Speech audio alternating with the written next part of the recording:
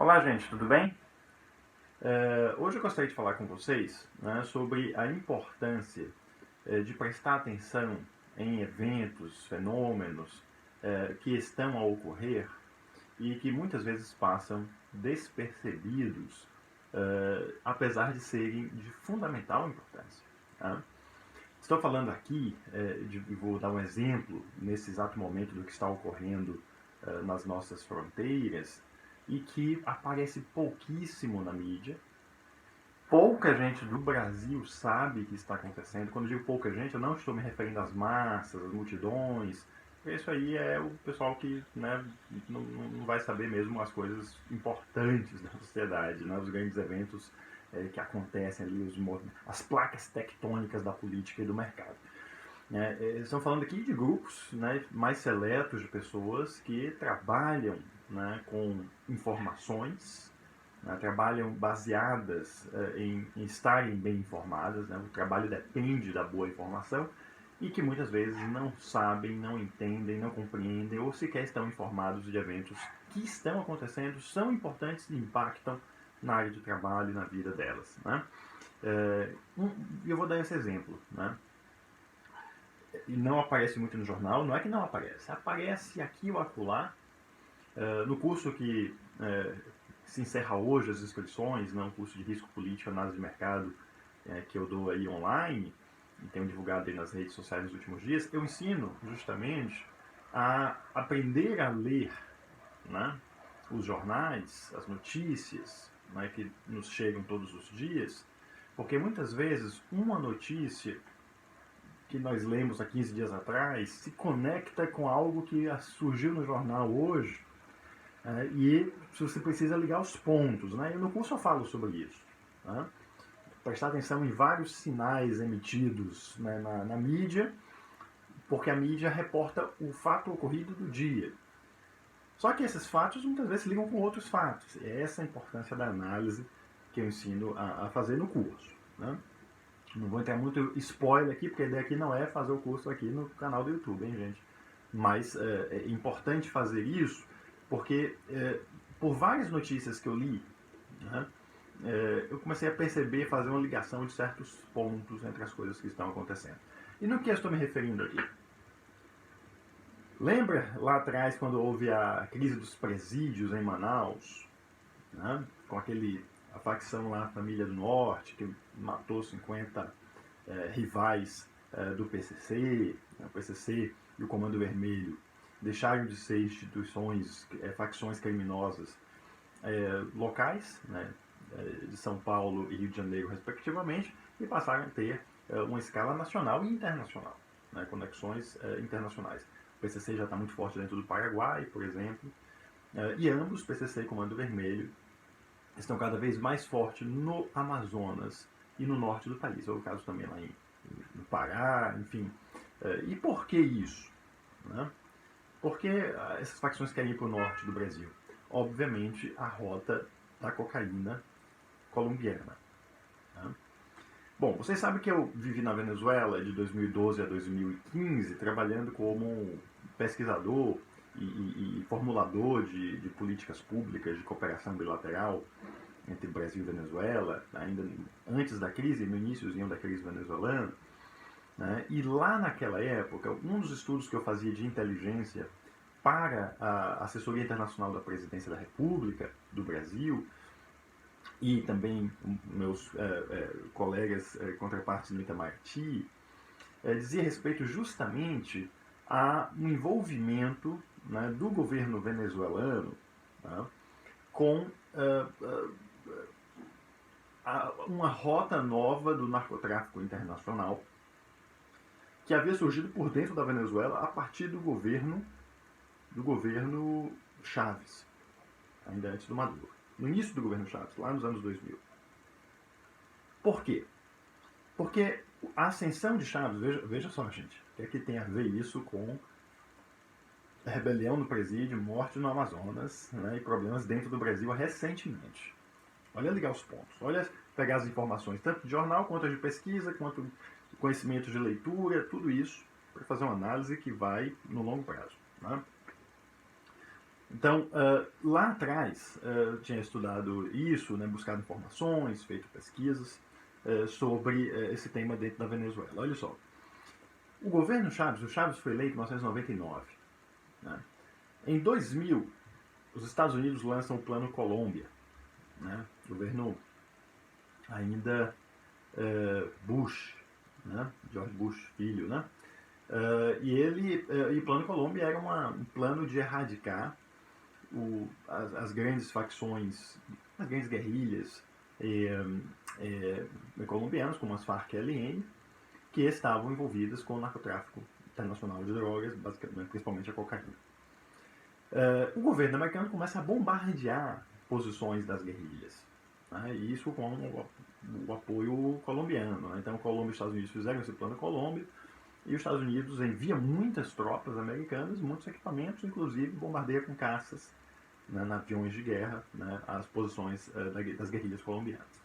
As guerrilhas colombianas começam a perder espaço. Elas chegaram a controlar 40% do território colombiano, grande parte do território de selva, mas também saídas para o mar. E a Colômbia é bioceânica ali, né, porque ela tem uma saída para o Oceano Pacífico, mas também tem uma saída para o Mar do Caribe.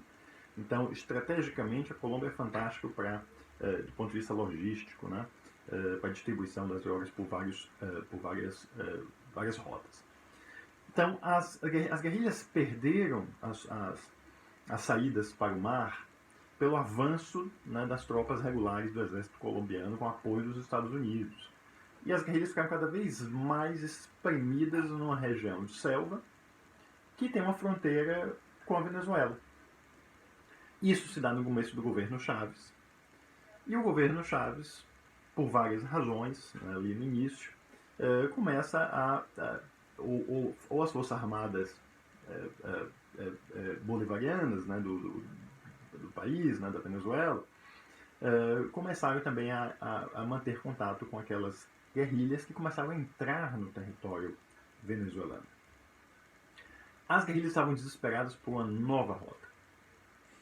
O governo Chávez, como era ideologicamente de esquerda, né, próximo a Cuba, cada vez mais próximo a Cuba, os Estados Unidos ajudaram a fazer o golpe, né, contra o Chávez lá em 2001.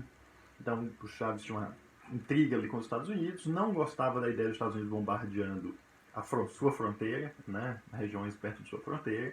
Então, o Chávez dá um ok, né, para que as guerrilhas tivessem certa proteção do Estado venezuelano. Os militares venezuelanos aproveitaram isso, essa proteção do Chávez, mas por fins menos ideológicos ou menos nobres, por assim dizer, do que o Chávez. Né? O objetivo das Forças Armadas Bolivarianas, das forças regulares do Estado venezuelano, foram cobrar o pedágio, né, das guerrilhas venezuelanas para que elas usassem o território venezuelano como rota, né, do narcotráfico internacional. E aí se formou um cartel novo, né, você pode encontrar isso aí na internet, principalmente em espanhol, né, tem muita coisa, o Cartel de los Soles, né, que é um cartel dos generais ou do alto oficialato das Forças Armadas venezuelanas, que começaram a se envolver com as guerrilhas e a rota do narcotráfico internacional. Bom, não vou entrar em detalhes sobre isso, eu fiz uma longa pesquisa sobre isso aí, pesquisa de inteligência para nossa parte brasileira, para deixar o governo brasileiro informado sobre isso. E o fato é que isso funcionou com relativa estabilidade enquanto a Venezuela ia bem com o boom do petróleo. Né? A Venezuela estava vivendo uma bonança petroleira, uma bonança de dólares. Então isso funcionou bem até 2014, quando começa a crise, né, que nós temos aí até hoje, na Venezuela, aí, com a economia se esfacelando. Né? Ora, com esse esfacelamento da economia, o que nós temos agora? E aí chegamos no que está acontecendo no norte do Brasil. Agora em 2020, 2019, 2020, 2021. Veja só. Nós tivemos aí o esfacelamento não somente da economia, mas em grande medida do Estado venezuelano. O que está acontecendo na Venezuela hoje, né, já tivemos aí mais de 3 milhões de refugiados venezuelanos, né, em diáspora, né, fugindo aí pelo mundo, parte deles indo para o Brasil, mas a maioria muito mais para os Estados Unidos, Panamá, Colômbia, Peru, Equador, Espanha, enfim. Né? O que é que nós temos aqui hoje? Um Estado venezuelano que perde a capacidade de controlar a totalidade do seu território. Isso nunca aconteceu na Venezuela desde o início do século XX, porque a Venezuela sempre foi, desde os anos 20, um país petroleiro muito rico. Né? Diferentemente da Colômbia, que era a parte muito pobre. Hoje as posições se inverteram. Né? Então, nós tivemos aí, né, um problema grave recentemente de que o Estado venezuelano perdeu a capacidade de controlar suas fronteiras, suas regiões mais longínquas, e cada vez mais o governo Maduro se concentra em manter seu poder na capital. Ora, a saída do Estado, né, venezuelano, né, a saída do Estado venezuelano, a perda de controle do Estado venezuelano sobre o seu território, abre o que, gente? A oportunidade para outros grupos paralelos de poder assumirem, né, aquele espaço. Quem tem assumido isso? Né? Olha como os pontos se conectam de várias informações diferentes. Você sabe que houve um processo de paz na Colômbia, com o ex-presidente Romano Santos, que ganhou o Prêmio Nobel da Paz. Né? As Farc fizeram um processo longo de negociação em Havana e elas aceitaram e se transformaram em um partido político, né? Tem pessoas eleitas, ex-comandantes, etc.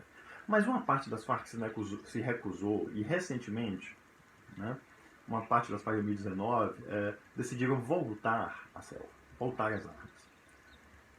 É a dissidência das Farc. E só as Farc e a LN não entrou na negociação de paz. É uma outra negociação em andamento. Então ficaram a LN e uma dissidência das Farc que retornam à guerrilha. Essas duas forças guerrilheiras, né, começaram a ocupar recentemente o lado venezuelano, o lado do território venezuelano, porque o Estado venezuelano está em retreat, né, está se retirando das posições de fronteira e se concentrando na capital. Né. E nós temos um aumento da mineração ilegal de ouro na Venezuela, e do narcotráfico internacional. Então temos ouro e drogas cada vez mais forte, com atividades paralelas nessas regiões de fronteira, em estados como Amazonas, Apure, Táchira, Zulia, né, do lado venezuelano. E essas atividades cada vez mais controladas pelas guerrilhas. Olha o que aconteceu. Né? Além das guerrilhas, vários outros grupos pequenos insurgentes ou pequenas gangues. Né? Virou uma região sem Estado, e sem Estado pessoas com armas vão dominando e se tornando um Estado paralelo. A gente sabe disso no Brasil, com as milícias, com as facções criminosas, etc. Né? Então, na Venezuela, né, eles estão controlando coisas importantes, como ouro, né, como mencionei, o narcotráfico já tem longa data. Né? O Estado venezuelano está fechando seus postos de controle, muitos deles, tribunais, né, as agências do Estado. Os que ficam são basicamente postos do exército venezuelano, que acabam, né, pequenos batalhões ali, se relacionando com esses grupos guerrilheiros, ou se corrompendo, etc. Então, aquela região de fronteira está um caos, com atividades criminosas fortes. Por que isso não interessa? Por que tudo isso, Felipe? Porque é nossa fronteira. A Venezuela tem fronteira com o Brasil. E o que está acontecendo é que a chamada a facção Família do Norte, cada vez mais dissolvida dentro do Comando Vermelho, né, lá no Amazonas, né, elas têm cada vez mais se relacionado com as Farc e a LN, que estão controlando as rotas na Venezuela, buscando a droga e saindo por dentro de Manaus. Tá? Então, gente, o esfacelamento, né,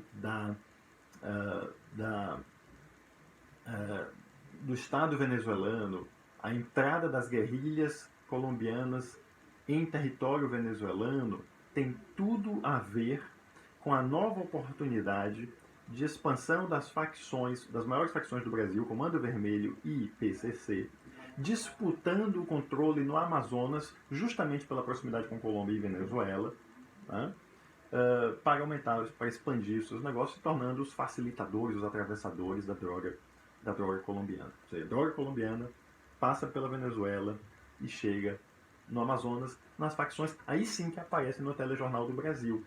Você só vê isso no jornal quando chega em Manaus, quando 50 cabeças são cortadas em Manaus. E você não sabe que isso tem a ver com o caos na região de fronteira da Colômbia e Venezuela e do esfacelamento do Estado venezuelano. E por que tudo isso, Felipe? Porque quando o Sérgio Moro estava como ministro da Justiça, eu falei com ele. Eu falei, ministro, acho importante prestar atenção na questão aqui da Venezuela, O ministro naquele momento não considerou que era um tema importante. Né?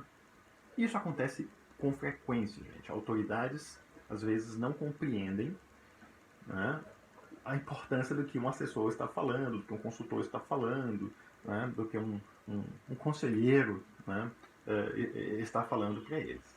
Isso acontece com frequência. Isso aconteceu na época também do governo Dilma, quando também né, prestei assessoria nesse sentido para outro governo. Então, independente de posições ideológicas, às vezes os líderes não entendem a gravidade da situação. E aí 50 cabeças rolam dentro do presídio. Eu não estou falando somente de 50 cabeças de criminosos, né? Porque a pessoa mais pode pensar assim, mas aí quem morreu foi criminoso.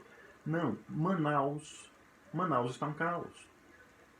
E não somente pela falta de oxigênio nos hospitais. Pelo aumento descontrolado da violência, pela perda de capacidade do Estado brasileiro de controlar não somente a cidade de Manaus, né, a violência na cidade de Manaus, mas toda a rota ali que as Forças Armadas brasileiras não conseguem mais controlar. Está fora de controle. Está fora de controle. Né? Então, o caos ainda vai aumentar mais na Venezuela. Recentemente houve até bombardeios aéreos do Estado venezuelano sobre essas posições das guerrilhas, porque elas saíram de controle, elas não querem mais obedecer ao Estado venezuelano, o negócio se tornou muito lucrativo, né? Não estão pagando mais o pedágio para o governo central, para o governo Maduro. Isso está gerando um caos que está começando a ter deslocamento em massa, né, de pessoas, principalmente em comunidades indígenas na faixa de fronteira, e estão migrando de novo, uma nova onda de migração forçada aí para a Colômbia, agora por causa desse esfacelamento do Estado venezuelano. Isso vai gerar impactos também no Brasil. A fronteira com o Brasil, também do Estado Bolívar, do lado da Venezuela, está cada vez mais com uma atividade de mineração ilegal que afeta a água, né, os rios, os recursos hídricos, né, o equilíbrio da biodiversidade da região, muita poluição. Brasileiros muito pobres estão cruzando para o lado venezuelano em busca do ouro, e isso é controlado em grande medida por parte das Forças Armadas, grupos ilegais e até mesmo russos do Putin, né, que ali estão controlando partes dessa atividade de mineração ilegal de ouro. Né? Do lado, isso é a quilômetros da nossa fronteira com o Brasil. Né? Então, tudo isso afeta a nossa segurança e a nossa social e economicamente pela possível chegada de mais imigrantes venezuelanos. O Estado brasileiro sabe disso? Muito pouco. Né? Não estão prestando atenção. As próprias Forças Armadas do Brasil, né, têm alguma informação sobre isso, mas não estão bem informadas. O alto escalão de ministérios em Brasília está muito mal informado, e a sociedade brasileira basicamente não sabe nada sobre isso. Portanto, para saber sobre isso, de fato, não é fácil, porque precisa ligar muitos pontos, muitas informações, não é isso? É isso que eu ensino a fazer no meu curso, gente. O curso, e como fazer isso na forma de relatório técnico, estilo, para quem não conhece, estilo os reports da The Economist Intelligence Unit, que é uma fantástica. né, estilo Crisis Group, essas grandes consultorias de análise de risco político, né, internacional, etc. Eu ensino a fazer isso no curso. É um curso inédito no Brasil e as inscrições se encerram hoje para a segunda turma, ok? Portanto, quem quiser, não perde tempo, né? Tem cupons de desconto circulando por aí, eu não vou falar, vocês têm que procurar, né? Vai lá nas minhas redes sociais, etc. Né? Verifica aí que tem cupom de desconto rolando e é só até hoje e amanhã. Já tem aula ao vivo, são 26 aulas gravadas, né? E 3 aulas ao vivo, e amanhã já tem a primeira aula ao vivo, a Masterclass. Então não perca, né, para entender como fazer esse tipo de análise que eu acabei de fazer rapidamente aqui. Essa análise que muitas vezes nós fazemos assim mesmo, né, 15 minutos, 20 minutos, apresentamos para o cliente, aí ele sai entendendo o que está acontecendo, a gravidade da situação. Obviamente fazemos isso com muito mais recursos visuais no computador, gráficos, mostrando a importância ali de cada cenário, enfim. Mas isso aí eu ensino a fazer justamente no curso. Portanto, gente, não perca. Até hoje, último dia, pá, vai lá, inscrição, rápido, aproveita.